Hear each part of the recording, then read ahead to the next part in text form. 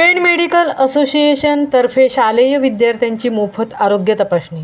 आरोग्य तपासणीला विद्यार्थ्यांचा उत्स्फूर्त प्रतिसाद।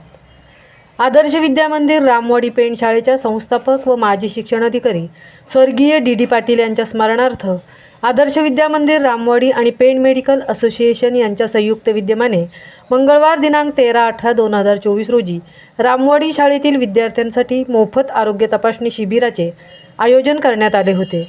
सर्वप्रथम शाळेचे संस्थापक स्वर्गीय डी पाटील सर यांच्या पुतळ्याला हार अर्पण करून शिबिराला सुरुवात करण्यात आली। या शिबिराचे उद्घाटन पेण मेडिकल असोसिएशनचे सचिव आशीर्वाद मोकल यांच्या हस्ते करण्यात आले।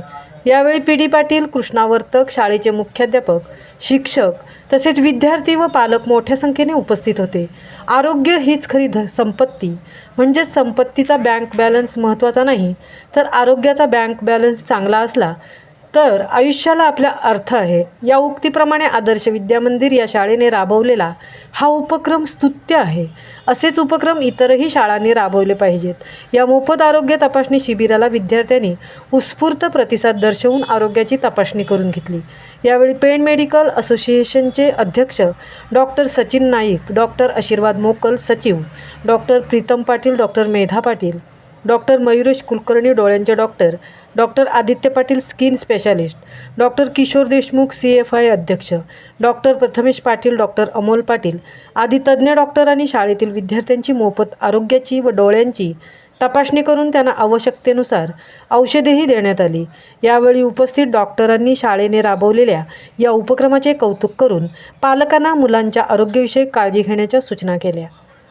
महामुंबईसह विनायक पाटील, पेण।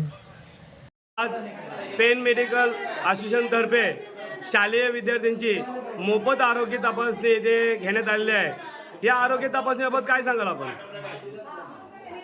रामवाडी येथे स्वर्गीय डी पाटील सरांनी 2004ला आदर्श शिक्षण संस्था स्थापन केली। आज मी डॉक्टर अमोल पाटील म्हणजे त्यांचे सुपुत्र यांच्या माध्यमातून मोफत आरोग्य शिबिरासाठी इथे आलेलो आहे। खरं तर मी आज बघतो इथे खूप एकदम गरीब लोकांची मुलं शिकत आहेत। त्यांना मुळात मुलांचं डाएट कसं ठेवायचं, त्यांना आहार काय द्यायचा, त्यांना बाहेरचं किती काय खायला द्यायचं, काय नाही द्यायचं, ह्या गोष्टीचं काही ज्ञान नसतं आणि ते ह्या माध्यमातून शिबिराच्या माध्यमातून देण्यात आलं। डॉक्टर मयुरेश कुलकर्णी यांनी नेत्राविषयक जे काही समस्या असतील किंवा त्याच्या नेत्रांच्या विषयी ज्या काही समस्या निराकरण करण्यासाठी उपाय ह्या गोष्टीचं मार्गदर्शन केलं। हे खूप मोठं काम डॉक्टर अमोल पाटील यांच्या माध्यमातून आज आदर्श शिक्षण संस्थेत होत आहे।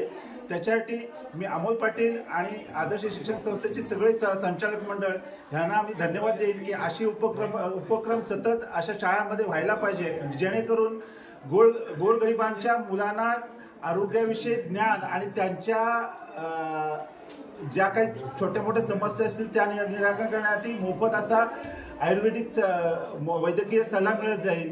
ह्याच्यासाठी मी संचालक मंडळाचा मी आभार मानतो। आपण तपासणी तर केलेलीच आहात विद्यार्थ्यांची, त्याचसोबत त्यांना जी मोफत औषधं आहेत ते पण इथं पुरवलेले आहेत आणि मी पाहिलं की आपण विद्यार्थ्यांसाठी चॉकलेट पण ठेवलेलं आहे। ह्याचं कारण काय? कसं असतं, जोपर्यंत मुलांना प्रलोभन दिलं जात नाही तोपर्यंत मूल जवळ येत नाही।